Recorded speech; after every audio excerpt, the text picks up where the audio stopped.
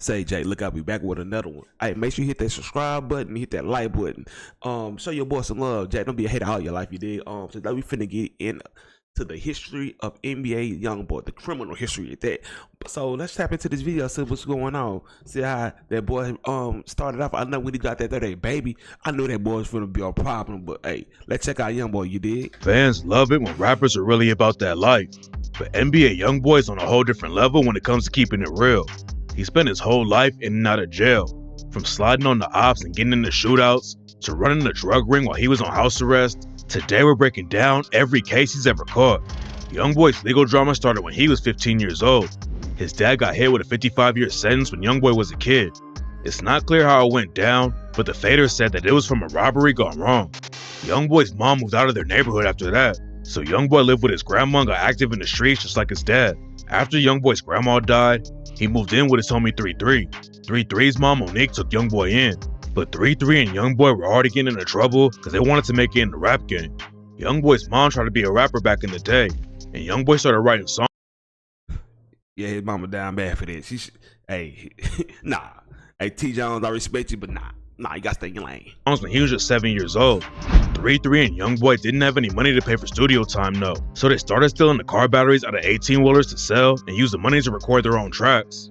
When Youngboy was 15 years old, he picked up his first robbery charge and got sent to juvie for 6 months. There were a lot of people trying to keep Youngboy out of the streets though. Back when he was in 6th grade, Youngboy was in a program for kids who might not graduate school, and that's when he met a counselor named Kyrie Garcia. Kyrie Garcia tried to help Youngboy out, and she even became his godmother after the program was over, but Youngboy still dropped out of high school in the 9th grade and never went back. Youngboy's fans know he ended up spending 2 years on house arrest in Utah, but most people don't know that Kyrie Garcia is the reason he was there. Kyrie Garcia had moved to Utah, and Youngboy went to visit her back in the day. It was the first time he had ever been on a plane or even left the South, and Youngboy went back a few times to visit Kyrie Garcia for Thanksgiving and Christmas. At one point, Youngboy was actually thinking about moving to Utah, but then he started popping off in the rap game and got even deeper in the streets. Youngboy started writing tracks while he was locked up in juvie, and when he came home, he dropped his first project, Life Before Fame. Back then, he was rocking with a crew in Baton Rouge called the Top Boy Gorillas, aka TBG. But there was drama behind the scenes that led to Youngboy catching an attempted murder charge. TBG had beef with another crew in the city called Bottom Boy Gorillas, aka BBG, and Youngboy's cousin Boozilla rep BBG. Youngboy and Boozilla weren't rocking with each other because of the TBG and BBG situation, and at one point, Boozilla allegedly wanted to kill Youngboy. The main rapper from TBG was a dude named G Money, and after Youngboy started beefing with TBG, G Money dropped the track Industry and rapped, "Pussy, you should be ashamed. I know what's up with you, nigga. I never fuck with you, nigga. I would've bust for you, nigga. I put my trust in you, nigga. Now I can't fuck with you, nigga. Had me looking for your cousin, he wanted to kill you." Youngboy started hanging with TBG through his homie Lil Herc, who was G Money's little brother. At first, G Money was like a mentor to Youngboy and taught him how to rap. But once Youngboy started taking his own career seriously, he felt like TBG wasn't really supporting him because they thought G Money had the most potential to blow up. So Youngboy decided to separate himself and started his own crew, Never Broke Again. But after Youngboy split off from TBG, he started rocking with Boozilla. Then on November 2nd, 2016, Boozilla was shot and killed. Rumors said that TBG wasn't involved with the hit, and it was actually some shooters from a crew called Forever Loyalty who pulled the trigger on Boozilla. Youngboy and his homies slid on the ops just a couple hours after Boozilla was killed, and they started shooting from their whip when they spotted the ops on the street. The ops started busting back though, and Youngboy's homie NBA Joe got hit in the neck. The cops found Youngboy a couple weeks later and hit him with 2 attempted murder charges. For a second it looked like Youngboy's whole career was going to be over before it even really started. But luckily he got a good deal and pled guilty to aggravated assault with a firearm and only spent a few months in prison. When Youngboy came back home, I ain't trying to start the video, but it's crazy, bro, because this boy been rich since he was fucking 13, 14 years old, so he didn't know he ain't had no pops. His pops got sentenced to 55 years to life, basically, bro. Like, so he got out the streets. He did what he only knew, which is the streets. He ain't had no role models in this that you did.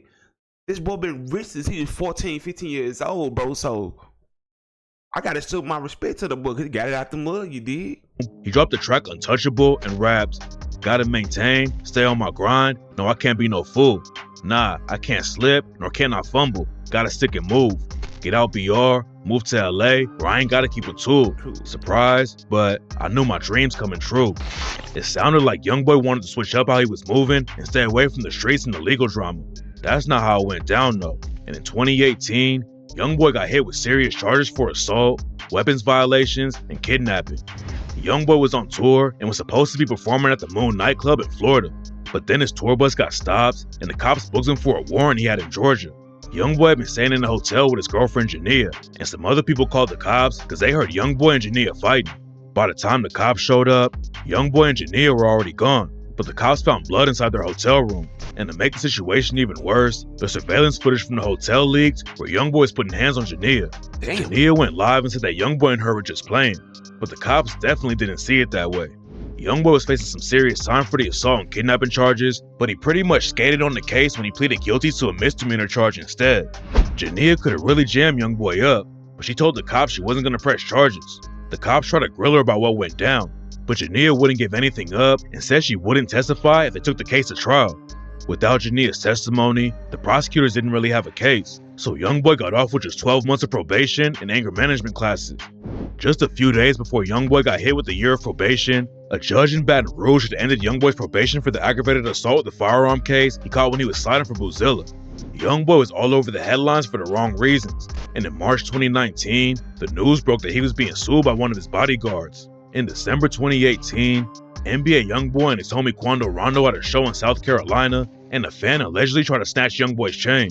The people who managed the place took Youngboy, Quando Rondo, and the rest of the team backstage to make sure there wasn't any drama.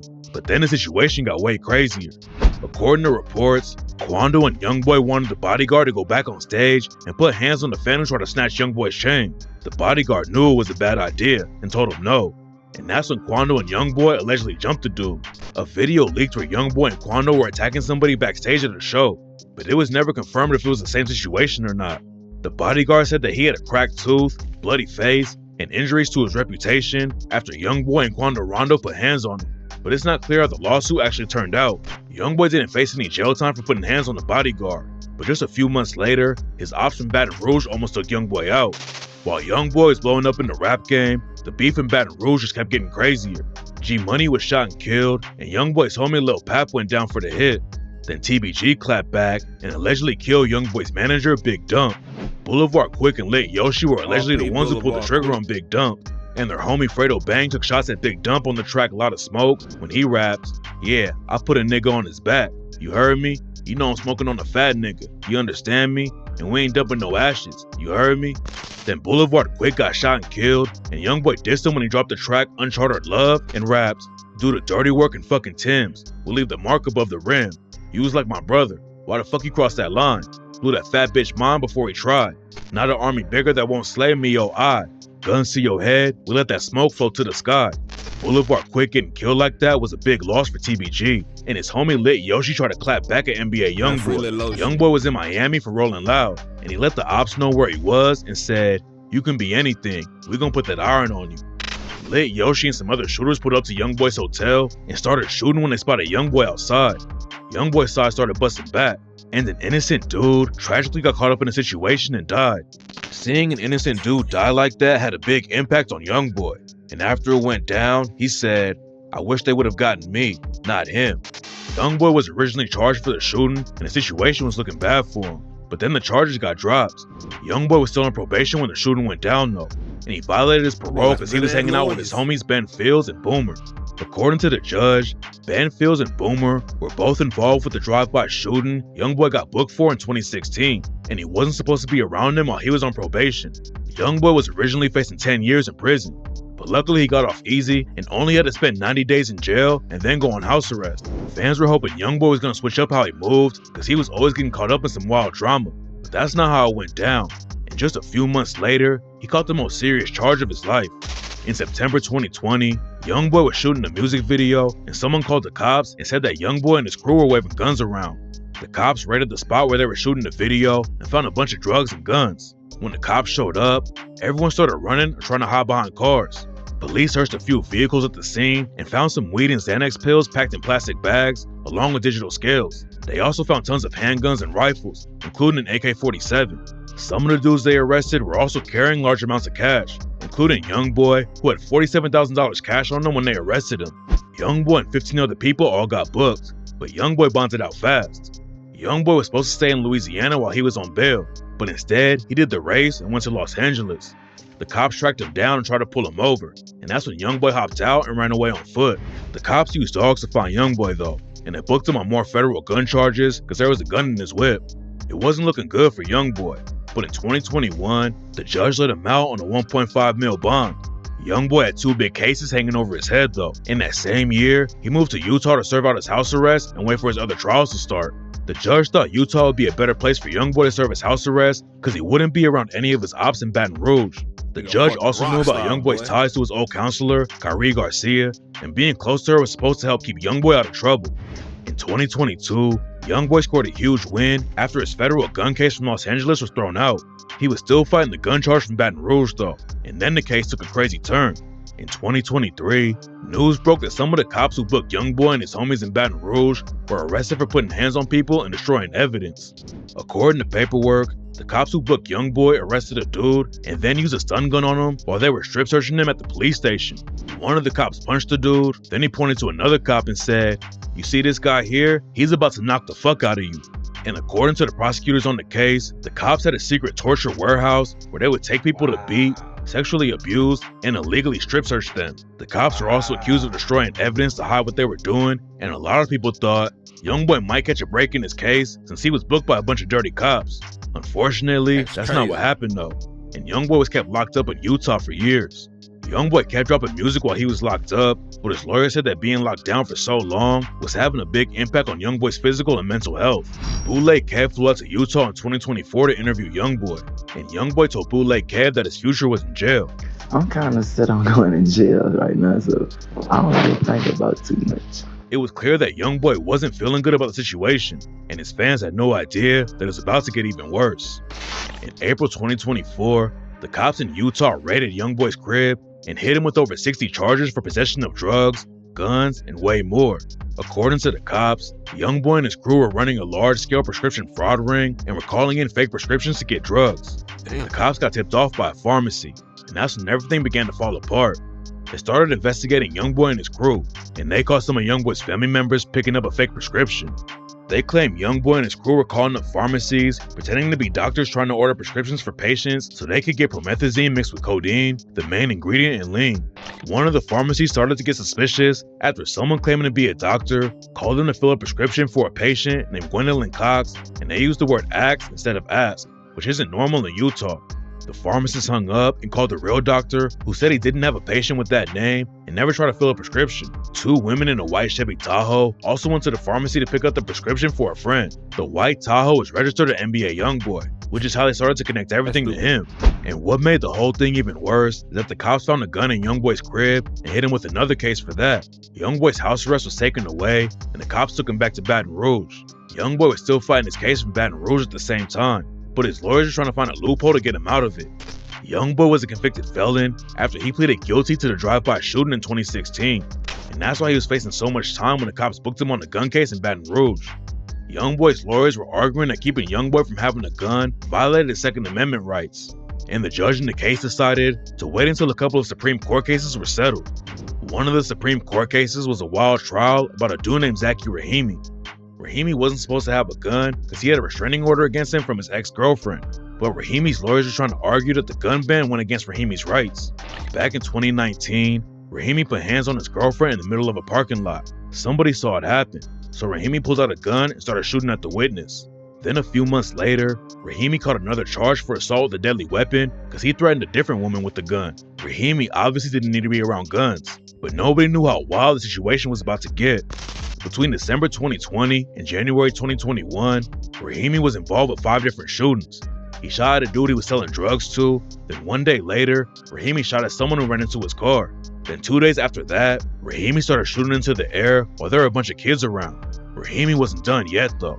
A few weeks later, someone flashed their headlights at Rahimi, so Rahimi followed them down the highway and started shooting into their whip. And in the last shooting, Rahimi went to a fast food place with his homie. Rahimi's friend's car got declined at the restaurant, so Rahimi grabbed his gun and started shooting into the air again. Youngboy's legal team thought if Rahimi beat his Supreme Court case, then they might be able to get Youngboy's charges thrown out. But Rahimi lost his case, so Youngboy still had to face his own gun charge in Baton Rouge. Youngboy was originally going to take it to trial, but then he decided to plead guilty, and it made the whole case easier for him to beat. Youngboy's federal gun case was moved to Utah instead of Louisiana after he pleaded guilty, and he caught a lucky break because he was able to enter a global plea. Hey, he would have got boy. I'm from Louisiana, so I know how they go. They racist as fuck down there. That judicial system, you're out of there, bro. He lucky they put that bitch up in Utah. For the Baton Rouge gun case and the Utah gun case too. Then he pleaded guilty to 4 felonies and 6 misdemeanors in the Utah drug case. Youngboy is facing a lot of time just for the drugs, but he caught a lucky break when the 4 felonies were all reduced to misdemeanors. Youngboy been fighting so many cases that people were losing track of what was going on, and a lot of fans were worried he was about to catch decades in prison. Luckily, that's not how it went down though. And on December 10th, 2024, Youngboy was officially sentenced to 23 months in prison and 60 months of probation.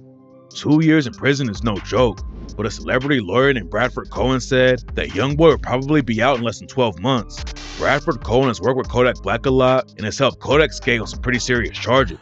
Man, shout out to that boy, Youngboy. He got it out the mud, bro. Like, that's a lot of fame and shit like that at one time, cause Youngboy, everybody know Youngboy. He dropped what this took off. So hopefully you get this get together, bro. You know, you got a once in a lifetime opportunity. A lot of people don't get the opportunity, bro. So shout out to Youngboy. Hey, hopefully stay out there in Utah, stay out the way. Keep making them hits you did on my mama. On my mama, you did.